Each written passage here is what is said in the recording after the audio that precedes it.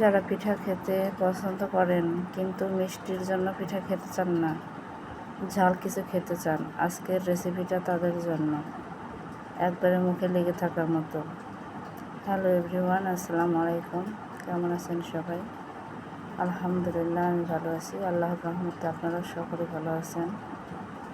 যে যেখান থেকে দেখছেন সকলকে জানাই আন্তরিক শুভেচ্ছা ও ভালোবাসা। আমি আজকে নুনিয়া পিঠা রেসিপি বানাবো, অনেকে এটাকে ঝাল পিঠাও বলে থাকে। রেসিপির জন্য পরিমাণ মতো পানি নিয়েছিলাম এবং সাথে হলো পেঁয়াজ, কাঁচামরিচ, আদা, রসুন, জিরা বাটা এগুলো একসাথে পেস্ট করা ছিল। আমি পানিতে এটা ঢেলে দিলাম, স্বাদ মতো লবণ দিয়ে দিলাম, অল্প পরিমাণ হলুদ দিয়ে দিলাম, হলুদটা কালারের জন্য, অল্প তেল দিয়ে দিলাম। এবার পানিটা বলক আসা পর্যন্ত অপেক্ষা করব।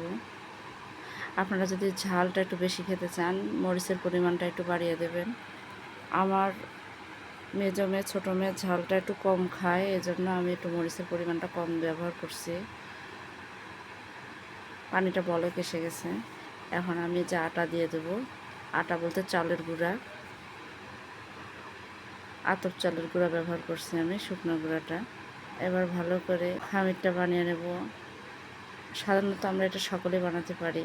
আমি এর মধ্যে ধনিয়া পাতা ব্যবহার করব, কিন্তু আগের থেকে দিই নাই। ধনিয়া পাতাটার যে একটা সুগন্ধ, এটা নষ্ট হয়ে যাবে। আমি এখন দিয়ে দিচ্ছি। গন্ধটা পারফেক্টভাবে পাওয়া যায়। আর যদি আগেই পানিতে দিয়ে দিতাম তাহলে এর গন্ধটা বেশি একটা থাকতো না। আমার মতো করে একবার বানিয়ে খেয়ে দেখবেন, খুব ভালো লাগবে। স্কিপ না করে পুরো ভিডিওটি দেখার অনুরোধ রইল। যারা আজ প্রথম আমার ভিডিও দেখছেন তাদেরকে জানাই অসংখ্য ধন্যবাদ। পুরো ভিডিওটি দেখার জন্য আমার সাথেই থাকুন। আমার যে হয়ে গেছে, ভালো করে মিশিয়ে নিচ্ছি। এ পর্যায়ে আমি চুলাটা অফ করে দিয়েছি। এবার আমি ভালো করে একটা ডো বানিয়ে নেব, আমরা যে রুটি বানাই ঠিক সেরকমভাবে। ফেসবুক পেজ থেকে আমার ভিডিওটি দেখলে আমার ফেসবুক পেজ মমস কিচেন, পেজটাকে ফলো দিয়ে রাখবেন। ইউটিউব চ্যানেল থেকে দেখলে ইউটিউব চ্যানেলটাকে সাবস্ক্রাইব করে দিয়ে আমার পাশেই থাকবেন। ভিডিওটি ভালো লাগলে লাইক, কমেন্ট, শেয়ার করে দেবেন। আমি এই প্ল্যাটফর্মে নতুন, ভুল ত্রুটি হলে ক্ষমা দৃষ্টিতে দেখবেন। ভিডিওটা সন্ধ্যাবেলা করেছি, তাই একটু অন্ধকার দেখাচ্ছে, তার জন্য আমি আন্তরিকভাবে দুঃখিত।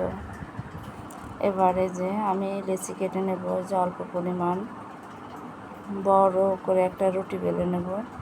রুটি আমরা সাধারণত সবাই বানাতে পারি কম বেশি, তারপরেও দেখিয়ে দিচ্ছি। এবারে যে একটা কেকের এরকম একটা ছোট কাপ কেকের মোল্ড নিয়েছি, এটা দিয়ে আমি কেটে নিচ্ছি, তাহলে আমার ডিজাইনও হয়ে যাবে, প্লাস আমি যে একটা পিঠার শেপ দিতে চাই সেটাও হয়ে যাবে। আলাদা করে হাত দিয়ে আর কোনো ডিজাইন করার কোনো দরকার নাই। আমি যখন এই পিঠাটা বানাই তখন আমি এই কাপ কেকের এই মোল্ডটা দিয়ে কাটি, দেখতে খুব সুন্দর আকর্ষণীয় লাগে। আপনারা চাইলে গ্লাস কিংবা ছোট ঢাকনা, বয়ামের ঢাকনা দিয়েও কাটতে পারেন, তারপর হাত দিয়ে ডিজাইনটা করে নিতে পারেন। দেখেন মাশাআল্লাহ কত সুন্দর লাগতেছে দেখতে। এই একই পদ্ধতিতে বাকিগুলোও বানিয়ে নিলাম। আমি একটু চেষ্টা করি সহজভাবে, একটু ডিজাইনও হবে, আবার সহজভাবে বানানো যাবে সেটা। এবার যে তেল গরম দিয়েছিলাম, পিঠাগুলো ভাজতে দিয়ে দিলাম।